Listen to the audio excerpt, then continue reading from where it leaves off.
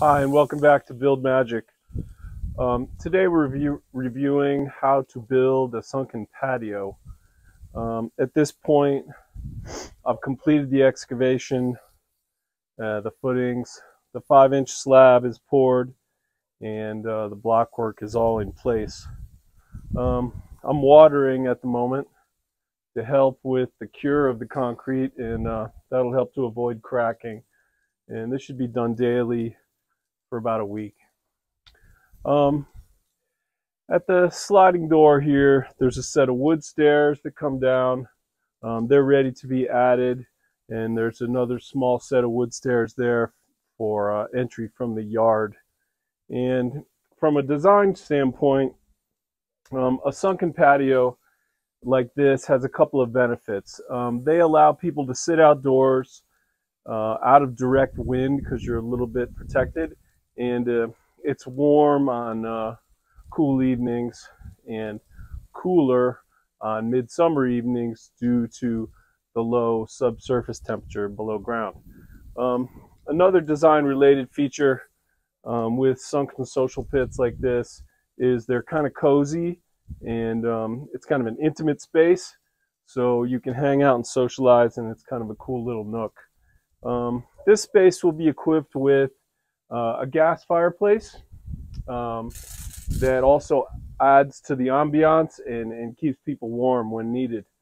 A floating bench runs the full perimeter around the edges, kind of in a horseshoe shape, and there'll be cushions and pillows made out of Sunbrella, which is an outdoor fabric that's used for furniture that's exposed to direct sunlight. Here's a little rendering of the design intent, and this shows the color group that we're going to employ.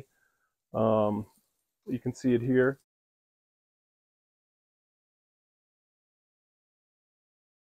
And also, to aid in keeping the space cool, there's a shade pergola that's going to be added overhead.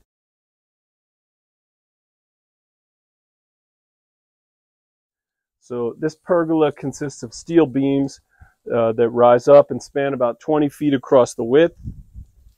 And then they've got rafters placed 12 inches on center that will create shade.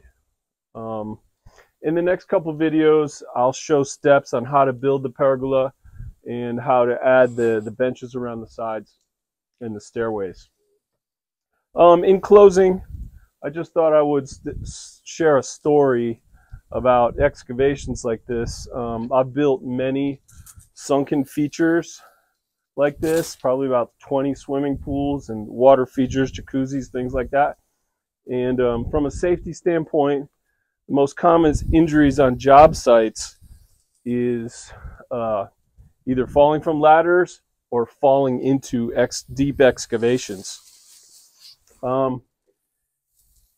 Workers are usually busy, they're preoccupied, and it's easy to back up and drop into one of these excavations and not realizing how close you are. So I just thought I'd share a story. My first swimming pool build was very large, and the deep end was about 12 feet deep. I had completed the excavation, and I was grading around the outside edge with a small skid steer loader, and trying to finish up the excavation part of it. At the bottom of the pool was about 100 or so rebar tails sticking skyward, kind of like a giant hairbrush. And the soil around the edge of the hole gave way a little bit, and one of my tires slipped over the edge of the pool. I froze the machine, terrified, and I yelled for help, and a group of workers ran over and held onto the machine to keep it from tipping into the pool and falling into the abyss. If I had gone over the edge, all the rebar tails that were sticking up out of the base of the pool would have skewered me through the cage of the machine, and there would have been just no way to remove my body from this machine, and I would have been stuck in a really painful position until I bled out, basically. So be careful around excavations like this. Always have caution around the edges until it's finished, and That's the story of the day. And bye for now, and see you next video. Thank you.